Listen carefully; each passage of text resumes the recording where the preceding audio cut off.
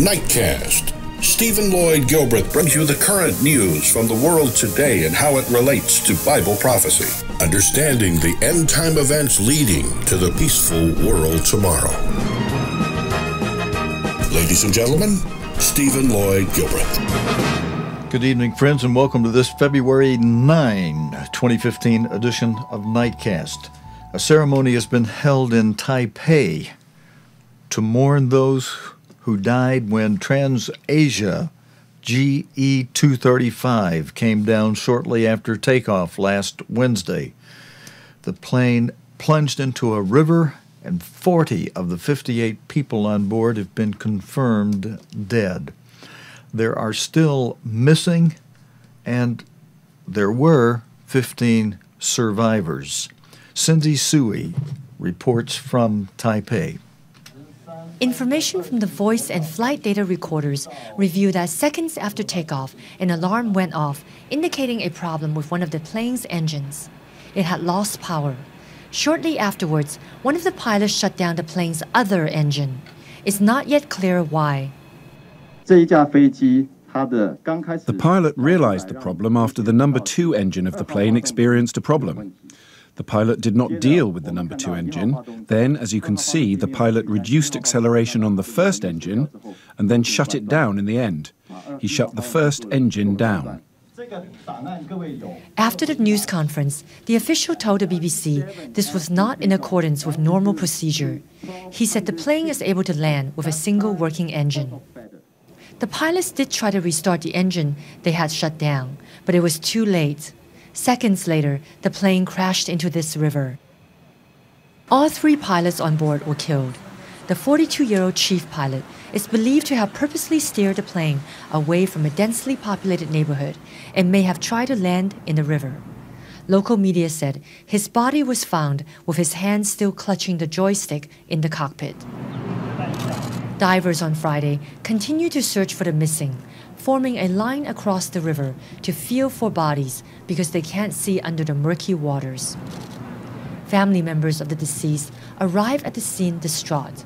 Accident investigators and company representatives from Canada and France will help investigators determine whether it was a mechanical failure or human error which caused this deadly crash. Cindy Sue, BBC News, Taipei. And friends, the United States, we reported last night how the United States may supply arms to the Ukraine. And President Barack Obama today said the possibility of lethal defense weapons is one of those options that is being examined.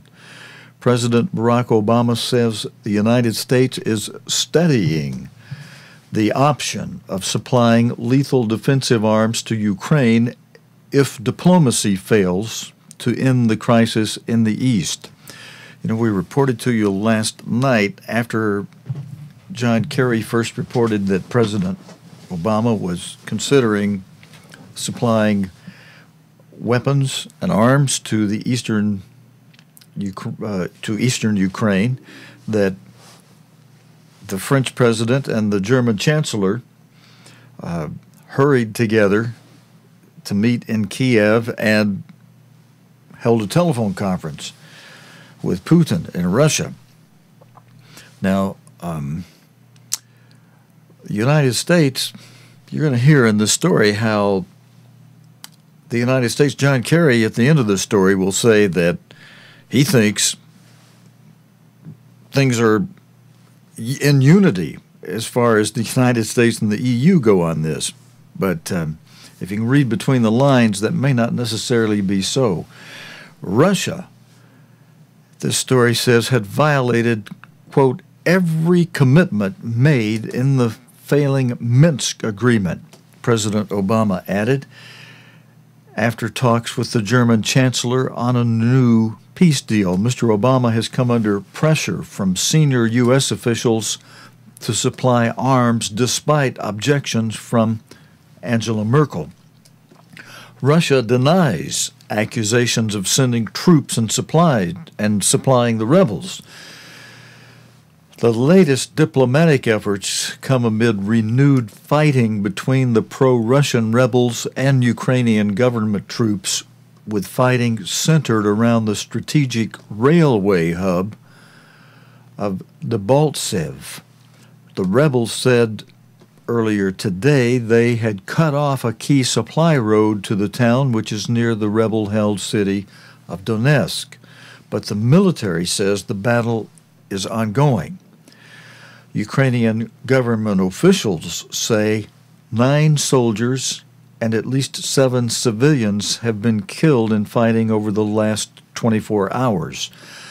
The crisis in Ukraine has already claimed more than 5,300 lives and displaced 1.5 million people from their homes. Mrs. Merkel, Chancellor Merkel, met the U.S. President in Washington today to update him on the Franco-German efforts, and that's the way the news is reporting it. Friends, remember the old Franco-German alliances? I made some reference to that in my notes for these stories last night. But the news today is saying that Chancellor Merkel met the U.S. President in Washington today to update him on Franco-German efforts to revive last year's Minsk peace plan. You know, Mrs. Merkel, Chancellor Merkel, and French President Hollande just yesterday were in Kiev, and as of Friday last week, and got on the telephone with President Putin. The German Chancellor and the French President did. They had a three-way conference in Kiev with the Ukrainian leaders present. The detailed proposals have not been released, but the plan is thought to include a demilitarized zone of 50 to 70 kilometers, that would be 31 to 44 miles around the current front line. 4-way talks between Russia, Ukraine, Germany, and France are due to be held in Belarus capital Minsk on Wednesday this week, just 2 days from now, to discuss the proposals. Speaking alongside the German Chancellor, President Obama said the option of lethal defense weapons for the Ukrainian government remained on the table. If, in fact, diplomacy fails, the president said, what I've asked my team to do is to look at all options, he said, adding that offering lethal arms was only one of the options under consideration. Mrs. Merkel, he doesn't talk like that, I know, but I'm just trying to make it obvious I'm quoting him instead of just reporting this. Mrs. Merkel, who has made it clear she opposes sending lethal arms, acknowledged setbacks in efforts to reach a diplomatic solution with Russia over Ukraine, but said that they would continue. And as I pointed out last night, you know, it's interesting, friends, that Mr. Obama wants to do diplomacy with Iran and the potential for nuclear fallout there. But in Ukraine, instead of diplomacy, he wants to consider the option of sending in those arms. Now, here's an analysis by BBC's John Sopel, the North American editor for the BBC. He says, so he asked the question, first of all, so does this mean, and does Vladimir Putin hope that there's an see if I can get my mouth together so I can say this, so that there is an irreparable fissure between the U.S. and Europe over what to do about Ukraine. You see, there is a difference. Angela Merkel doesn't want the United States sending arms to eastern Ukraine. And the president, he's going ahead and considering this. Mr. Sopel says, well, probably not. What has been most remarkable so far is the extent to which the European countries and the U.S. have worked together on putting together and maintaining a sanctions regime against Russia, even though it could easily be argued that sanctions cost the U.S. little, but hurt Europe a great deal. Meanwhile, Mr. Obama criticized Russian aggression in Ukraine, saying that the borders of Europe could not be redrawn at the barrel of a gun. And yet, who's proposing sending the barrels of the guns? Back to Mr. Sopel. But this Russian aggression had reinforced the unity of the U.S. and its European allies, he added. EU foreign ministers in Brussels agreed today, Monday, to impose further sanctions against Russia and rebel officials, but have put them on hold for a week to give the peace efforts a chance. Russian President Vladimir Putin, who is also considering the peace proposals, earlier blamed the West for causing the crisis, saying they had broken pledges not to expand NATO and forced countries to choose between them or Russia. In comments to an Egyptian paper, Mr. Putin accused Western states of supporting a coup d'etat in Kiev, a reference to the ousting of former Ukrainian President Viktor Yanukovych last year. Ukrainian troops are shown resting on a tank on a photograph we don't have available tonight, friends. Many civilians have fled the Donetsk fighting. Pro-Russian rebels in the East Ukraine town of Vulhursk. He lost, let's see, the story goes on to say he lost power amid protest over his decision to scrap a deal that would have seen Ukraine establish closer ties with the European Union. Since then, Russia has annexed Ukraine's Crimea Peninsula, and rebels in the east have sought to establish full control over the regions of Donetsk and Luhansk. Now, giving more details on the fighting near Debaltseve, Russian-backed rebels claimed that taking the village of Lahovnov had helped them cut the main supply route. Much of the recent fighting has taken place around Debaltseve, a key piece of territory in the east. However, Ukraine's military spokesman gave a different version of events, telling the BBC that there is fighting going on for this road at the moment. Thousands of Ukrainian troops are believed to be in Debaltseve and the nearby area. Heavy fighting has been raging there for more than a week, with the rebels gaining some ground. Germany's recent peace efforts have come under sharp criticism from senior U.S. Republicans who are calling for the provision of lethal arms to Ukraine. Well, at least there's some unity there between the president and the Republicans, or the president's giving some voice to that and is considering the options on it. We'll have to see what happens in the next few days on this, friends. The Ukrainians are being slaughtered, and we're sending them blankets and meals.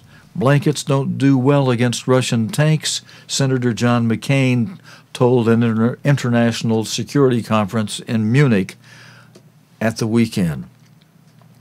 U.S. Secretary of State John Kerry has denied any rift with EU leaders, stating that they remained united and were working closely together.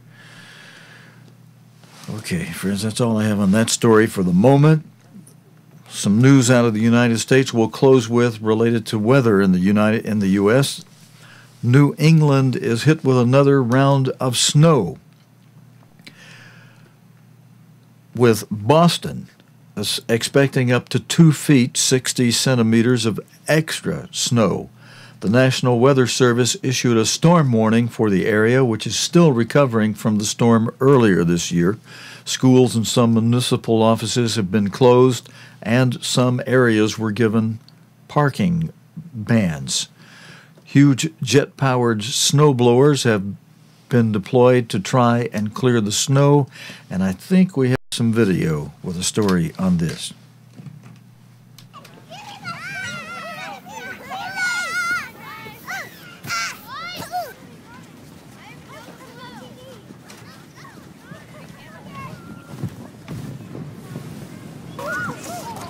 It's like never ending. At first I was excited, and now I'm looking forward to a break from the snow. Well, I have to say we took the car into a parking garage so that we didn't have to dig it out even more than we already just did. So we spent a couple hours shoveling, getting it, but you know what? We put it underground in a parking garage so we don't have to do that the rest of the weekend. We're going to walk any place where we have to go.